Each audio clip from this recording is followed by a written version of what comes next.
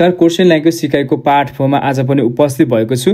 विशेषतः आफूले पनि सिक्दै तपाईहरुलाई पनि भिडियोको मार्फत केही कुराहरु सिकाउँदै अगाडि बढ्ने प्रयत्नले यो भिडियोहरु मैले बनाइरहेको छु र आज पनि तपाईहरुको माझमा दैनिक जीवनमा प्रयोग हुने शब्द अर्थ र विशेष गरी अपोजिट शब्द जान्छु जादिना जस्ता शब्दहरुलाई लिएर उपस्थित भएको छु।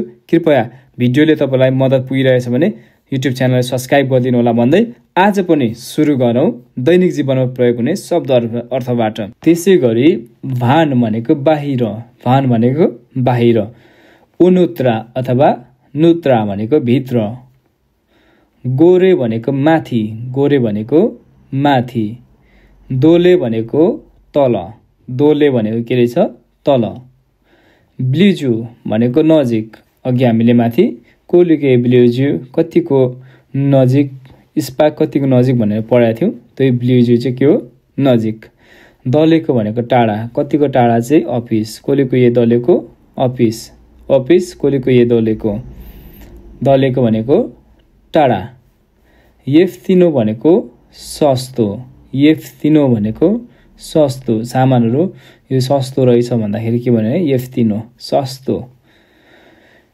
स्कुपो महँगो, स्कुपो भनेको महँगो, स्कुपो महँगो, नोबो भनेको नयाँ अथवा नोभी, नोभी अथवा नोबो भनेको नयाँ, स्टार अथवा स्टार भनेको पुरानो, स्टार भन्ने गर्छौं हामी, स्टार अथवा नोभी पनि भन्छौं नयाँलाई, स्टार भनेको पुरानो, स्टारो पनि भन्न सकियो।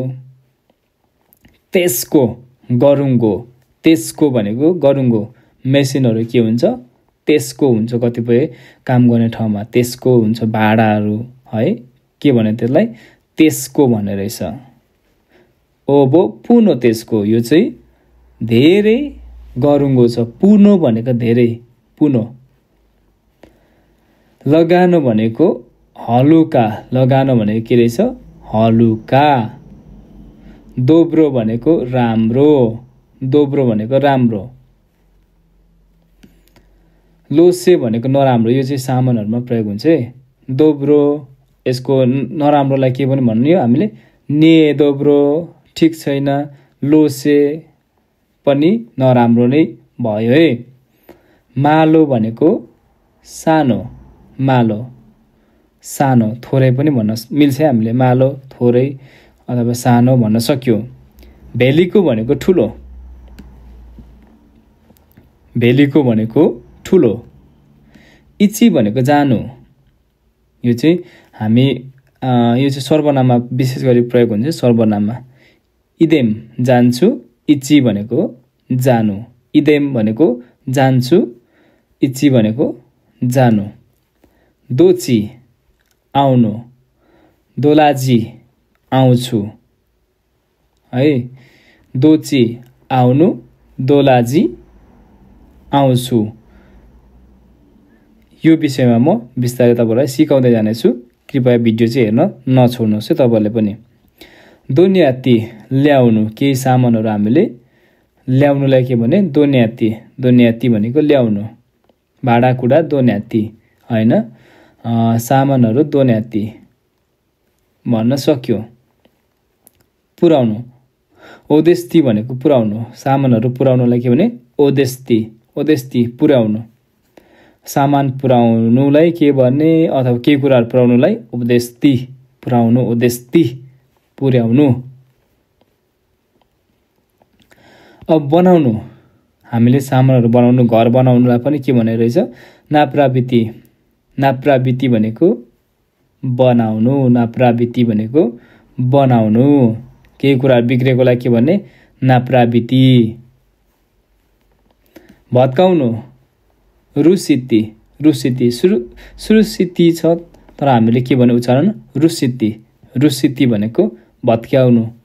वालहरु के भने जित भनेको वाल, वाललाई के गर्ने हामीले रुसिति भत्काउनु। यो चाहिँ हामीले पसलहरुमा देखिरा हुन्छ नि बाहिर, अद्भोरिति खोल्नु है, यति बजेदेखि यति बजे खोल्नुलाई के भने अद्भोरिति, अद्भोरिति अलिकति मलाई नै भन्नलाई गाह्रो भइरहेछ, डिफिकल्ट छ, बारम्बार हामीले ट्राई गर्नुपर्छ प्रोनाउन्सिएसनको लागि।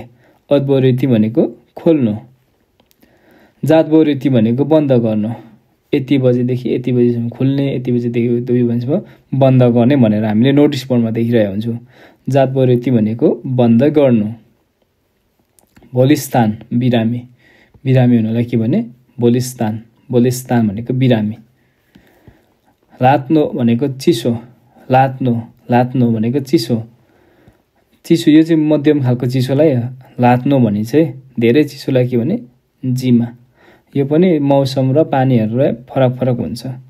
केलाई के भने त्यो पनि पछि हेरौँला।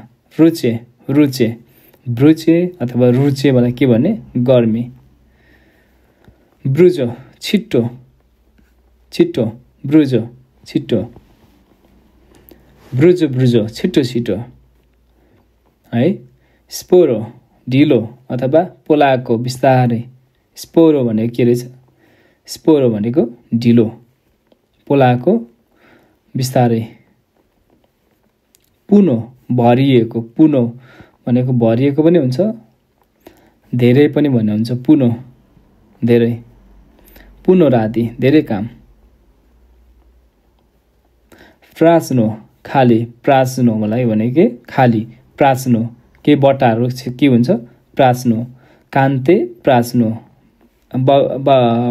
के अरे बाल्टीहरू चाहिँ खालीलाई कान्ते भनेको के हुन्छ? कान्त भनेको बाल्टी भयो, प्राच्नो कान्ते प्राच्नो बाल्टी खाली। चिस्तो सफा गर्नु, चिस्ती, चिस्ती सफा गर्नु, चिस्तो सफा गर्नु, पोचिस्ती सफा गर्नु। यो धेरै अर्थ त्यो सेन्टेन्स अनुसार हुन्छ। जस्तो पोचिस्ती भन्नु बित्तिकै अलिक रेस्पेक्ट फर्ममा हुन्छ, पोचिस्ती, चिस्ती। सिरोको भनेको फराकिलो। रुमहरू के हुन्छ? सिरोको हुन्छ कतिपय, तर सागुरो पनि हुनसक्छ। त्यसको लागि के भने उसको, उसको, उसको रुम अलिकति फराकिलो, उसको सम्झिने है। उसको रुम अलिकति सागुरो, उसको भनेको के रहेछ? सागुरो। सिरोको भनेको फराकिलो।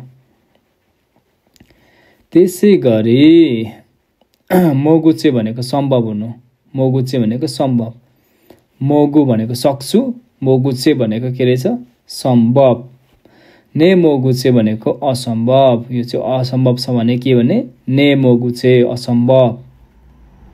मोगुचेको ने मोगुचे होइन, सिरोको उसको। त्यसै गरी के हुँदो रहेछ?